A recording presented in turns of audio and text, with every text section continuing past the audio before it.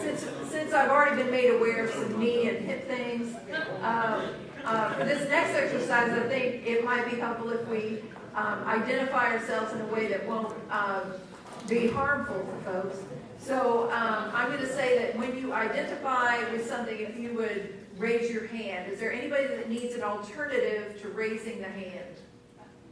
You can just speak out because you can't raise your hand to say that. So, okay, so raising the hand is okay. All right. So we're going to do a quick exercise about nonverbal communication.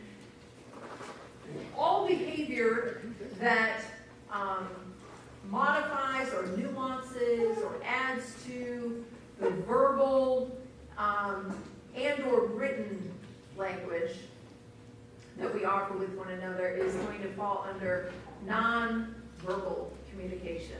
And there are different ways that people communicate nonverbally.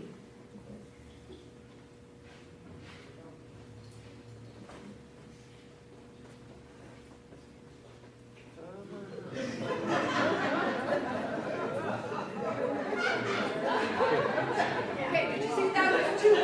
Did you see that was two? This is one. This is two. Right?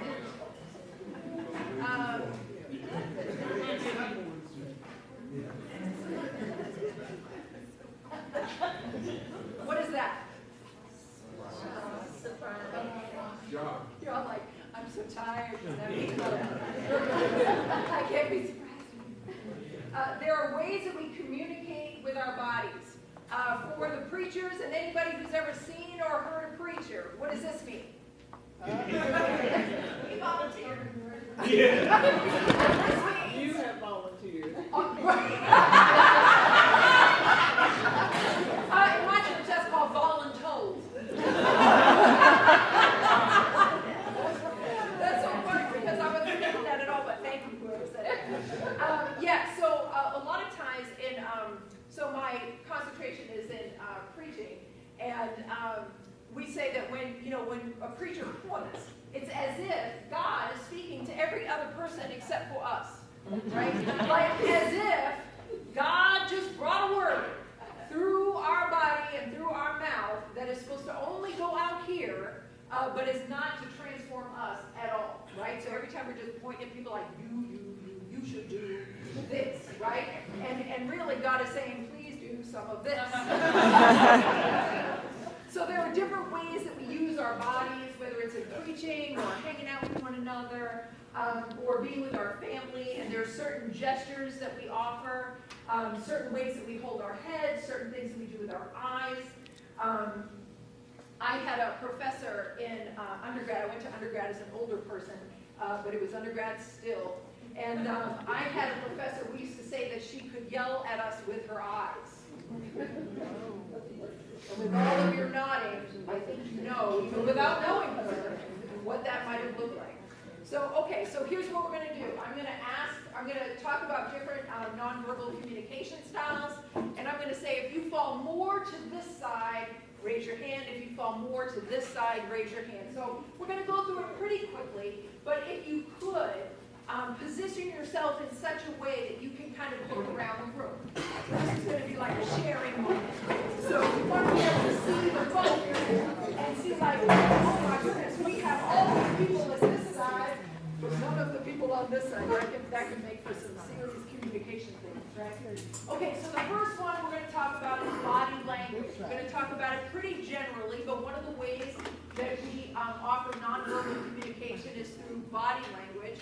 And the way we're going to talk about it today is many gestures or minimum gestures.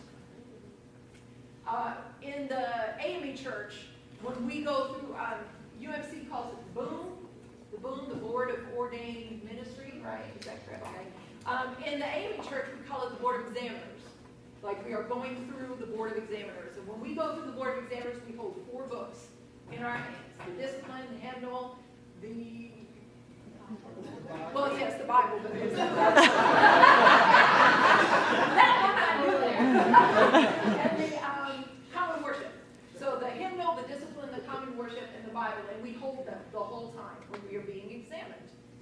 And during my very first examination, we call it the admissions year, it's before we're even admitted to the annual conference for the very first time, I had my 4 books, but obviously I was talking with my hand like this. And one of the actual examiners said, would you like to put down your books? It seems you talk with your hands a lot. So some of us talk with our hands a lot, and some of us do not talk with our hands a lot. So if you are on the side of talking with your hands a lot, please raise your hand.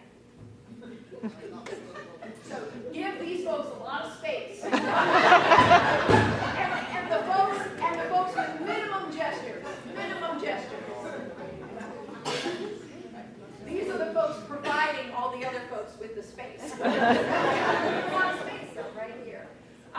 This can create differences in communication. Why is that person flailing all around? What is happening? I'm getting distracted by what the person is trying to say. And then sometimes on the other side, folks say, well, I wish they'd get a little more passionate about what they're talking about. Why are they so reserved and not interested in what's happening and what's going on? There are ways that we interpret what's happening with someone who has a different style than we do. Okay, so the next one is eye language. This is direct eye contact or indirect eye contact. So as an example, sometimes in some cultures, it is the most respectful thing for a young person to look an older person directly in the eyes. Look me in my eyes when I speak to you, right? Now in other cultures and other groups, it is the most disrespectful thing a young person can do to an older person by looking them directly in the eyes. That is disrespectful. So if you come up in a culture where you've been taught only one thing, and you are in communication with someone who's got the opposite understanding, somebody could be trying to offer you the utmost respect, and you receive it as the utmost disrespect. So for one thing, it's just important for us to know that there are different styles. So it's just not an automatic kind of thing where we say, well, that person was absolutely being disrespectful to me. Not necessarily. Yes, ma'am. That has been one of the most difficult things for American Indian children. They are taught not to look at the eye level. But the American teacher expects, look at me, I'm talking to you. That American Indian child is very hard for them to do it. Because they are taught by their cultures. Their culture don't do that. Right. And it's not just Native peoples. There are multiple cultures that have different ways of teaching that. And so so we're going back to the power thing again too, right? Now we've got a power dynamic. We've got a teacher and a student. And the teacher holds power over that student. As loving and as wonderful as the teacher wants to be, there is still a power dynamic that says, ultimately, however that teacher wants it to be in that classroom is going to be the way that you get an A. So then you've got somebody who has to choose, as a younger person and with the least amount of power in the room, what do I do? Do I honor my culture and my upbringing, or do I honor the structure that's in place, telling me to disobey that? Right, so thank you for bringing that up. Okay, so for folks, direct eye contact creates the most respect. Raise your hand. Look around, because y'all might be in conversations with each other. Okay, now how about indirect? Indirect eye contact. I know, there's just a couple. It's kind of like, because it's hard when you're the only person, or there's only like 3 people in the room that feel like you, and we're all looking at each other. So this is one of the forms of risk, right? It's being able to say like, well, I was brought up that indirect eye contact is the most respectful. But that's one of the ways that we can move through communication. Okay, space language. Close proximity. All the people that don't like close proximity just freaked out. And in your mind, you're like, what's that word that she said in the beginning that people don't like what they're saying in church? Well, right. You're freaking me out. Okay, so there's some folks very far apart from one another, and some folks speak very closely to one another. Now this gets complicated even further when we start talking about gender roles, when we start talking about power roles, because if you've got a certain understanding of the way that genders interact with one another, or married persons and single persons, and then you start playing with that space, people can feel uncomfortable just with that. And then, I mean, how difficult is it then to get to the conversation part?